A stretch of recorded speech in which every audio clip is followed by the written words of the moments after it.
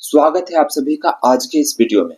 कक्षा 10 का सामाजिक विज्ञान का महत्वपूर्ण ऑब्जेक्टिव प्रश्न का सीरीज चल रहा है और ये दूसरा वीडियो है। पहला वीडियो आप इसके बाद भी देख सकते हैं, ठीक है। सभी प्रश्न बहुत ही ज्यादा महत्वपूर्ण हैं और मैं आपको याद करवा दूंगा जो कठिन प्रश्न रहेगा उसको ट्रिक के माध्यम से।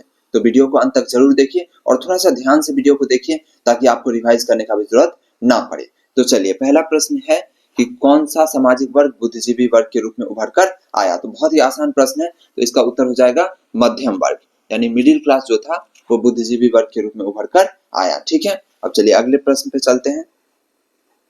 प्राचीन काल में किस स्थल मार्ग से एशिया और यूरोप का व्यापार होता था। तो ये बहुत आसान है, ऑप्शन पढ़िए तो इसका एक ही ऑप्शन आपके दिमाग में हिट करेगा। सूती मार्ग जैसा कुछ आप कभी सुने भी नहीं होंगे, रेशम मार्ग, ठीक है, सिल्क रूट जिसको इंग्लिश में बोलते हैं। तो रेशम मार्ग से क्या होता था, व्यापार होता था। अगला प्रश्न देख लीजिए, आर्थिक संकट के कारण यूरोप में कौन सी नई शासन प्रणाली का उदय हुआ। ठीक है, सब ऑप्शन मैं आपको दिखाता हूँ, फिर आप बताइए कि क्या होगा इसका उत्तर। चलिए तीन ही ऑप्शन देखिए और आपका काम क्या हो गया, आसान हो गया। तो इसका उत्तर हो जाएगा फांसीवादी और नाजीवादी शासन। नाजीवादी शासन जर्मनी में हुआ था जो हिटलर लाया था, पढ़े होंगे आप कक्षा 9 में। और फांसीवादी ये इटली में हो गया था, ठीक है। फैसिज्म जो होता है इसको बोलते हैं इंग्लिश में फैसिज्म, जो कि इटली में आया था, इसको फांसीवादी कहा गया, ठीक है। तो वो आपके सिलेबस में नहीं है लेकिन जान लीजिए, ठीक है।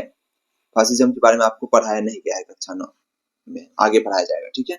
चलिए अगले प्रश्न पे चलते हैं।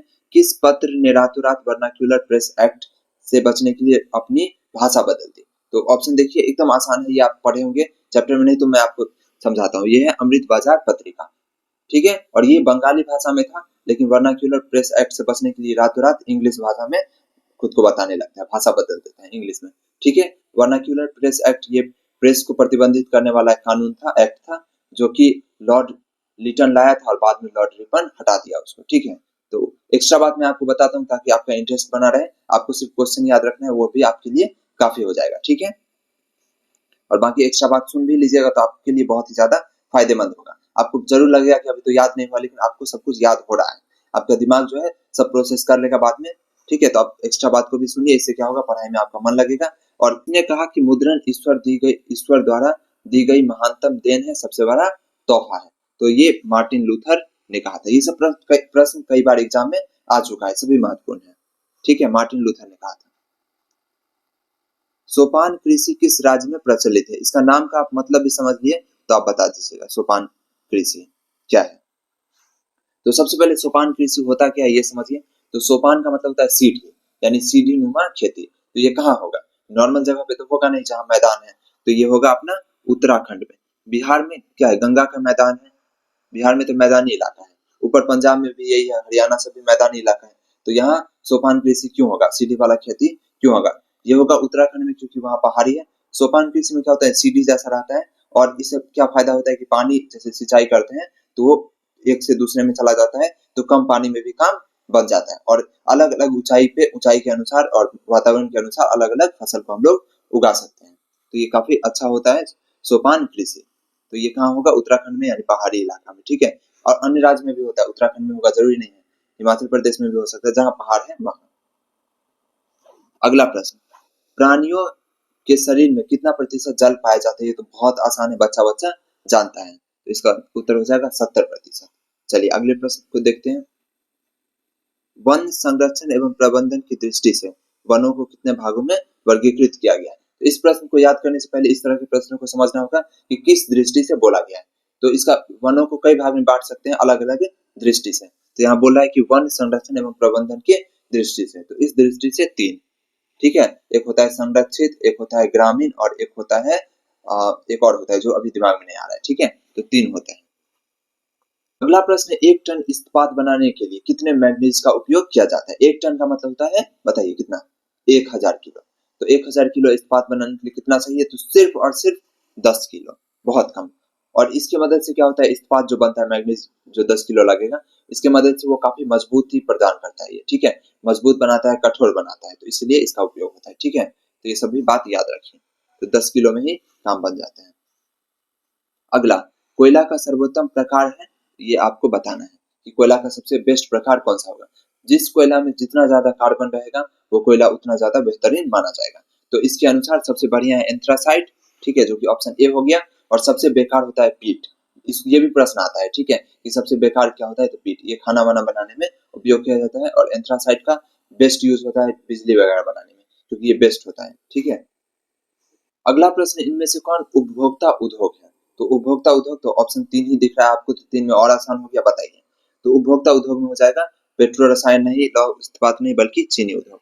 क्योंकि ऊपर वाला दो है ना, वो सब कहीं ना कहीं कंपनी के लिए है या किसी बिजनेस के लिए, सीधे तौर पे उपभोक्ता से रिलेटेड नहीं है। लेकिन चीनी उद्योग सीधे तौर पे उपभोक्ता से रिलेटेड है। तो ऑप्शन 60 के इस तरह का प्रश्न का उत्तर आपको देना होगा। चलिए अगला प्रश्न है, पाइराइट किस प्रकार का खनिज है, ये आपको बताना है। तो पाइराइट के बारे में सबसे पहले जान लीजिए कि ये क्या है। चलिए ऑप्शन देखिए और बताइए जल्दी से। तो ये हो जाएगा धात्विक, ठीक है, ये धात्विक खनिज है। और ये दिखने में पीला होता है, पीला। तो इसको सोना की तरह, मतलब गरीबों का सोना ऐसा कहा जाता है पाइराइट को, क्योंकि दिखने में पीला होता है। और इसके मदद से आप आभूषण बना सकते हैं। आभूषण बनाने में और भी अन्य चीजों में इसका प्रयोग किया जाता है। और ये सोना जैसा दिखता है क्योंकि पीला होता है, ठीक है। तो पाइराइट एक प्रकार का क्या है, धात्विक खनिज है। संघ सरकार का उदाहरण है। तो संघ सरकार का उदाहरण कौन सा है? तो संघ सरकार का मतलब समझिए पहले। ये लोकतंत्र तो से रिलेटेड तो है ही, लेकिन आपके दिमाग में एक ही पिक्चर बनता होगा, ऐसा नहीं है, थोड़ा थोड़ा बारीक अंतर है। तो संघ सरकार का मतलब होता है सरकार का दो अंग होना चाहिए, एक केंद्र सरकार भी होना चाहिए और एक राज्य सरकार भी। तो इस तरह का व्यवस्था इनमें से कौन से देश के अंदर है? तो सिर्फ अमेरिका के अंदर। बाकी जो है उसमें नहीं। ग्रेट ब्रिटेन में राजा है। और चीन में क्या है, वहां तो एकात्मक शासन कह सकते हैं उसको, कम्युनिस्ट वाला सिस्टम। तो चीन तो नहीं होगा, तो अमेरिका हो जाएगा, ठीक है। और भी अन्य देश में है। अगला प्रश्न देखिए, भारतीय लोकतंत्र में सत्ता के विरुद्ध जन आंदोलन किस दशक में प्रारंभ हुआ? तो ये 1970 के दशक में सबसे ज्यादा हुआ, ठीक है, 1970 के दशक में। इसी वक्त 1975 में इमरजेंसी लगा, तो 1970 का दशक ही हुआ। दशक यानी 10 साल तक, यानी 1970 से 1980 तक, ठीक है। तो इसी बीच इमरजेंसी लगा, जेपी आंदोलन हुआ, जयप्रकाश आंदोलन, जयप्रकाश नारायण वाला आंदोलन, छात्र आंदोलन, और बहुत सारा राजनीतिक पार्टी भी इसी वर्ष बना, इसी दशक में बना, 10 साल के अंतराल में। तो ये काफी ज्यादा उथल पुथल वाला समय रहा, ठीक है।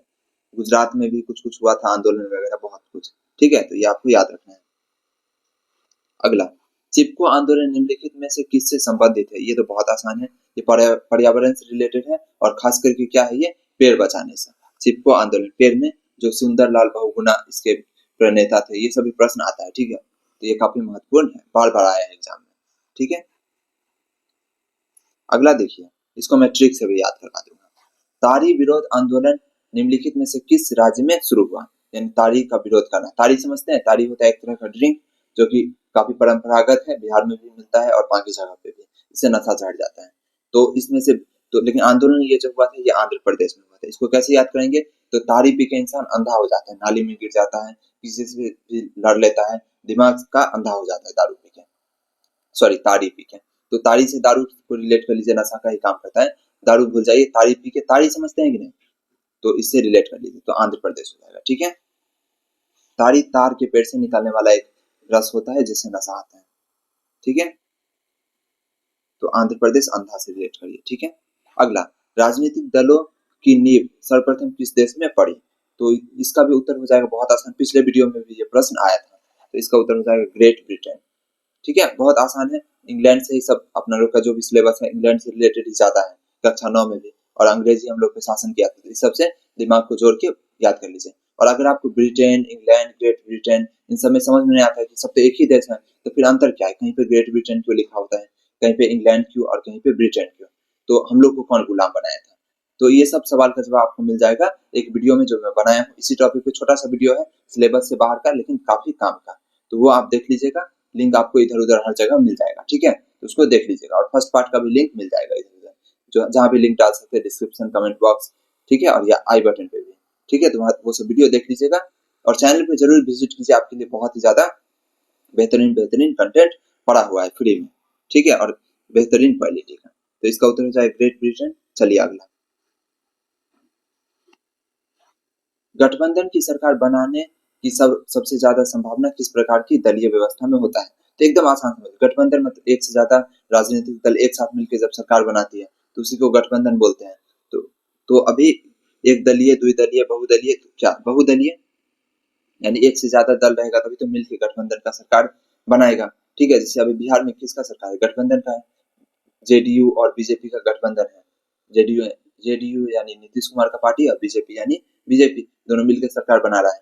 इसी तरह से एनडीए का सरकार केंद्र में है, जो उसको भी गठबंधन ही बोल सकते हैं। एनडीए में बहुत सारा पार्टी आता है, ठीक है, छोटी बड़ी। तो इस तरह से गठबंधन का मतलब अलग अलग पार्टी मिलकर जब सरकार बनाती है।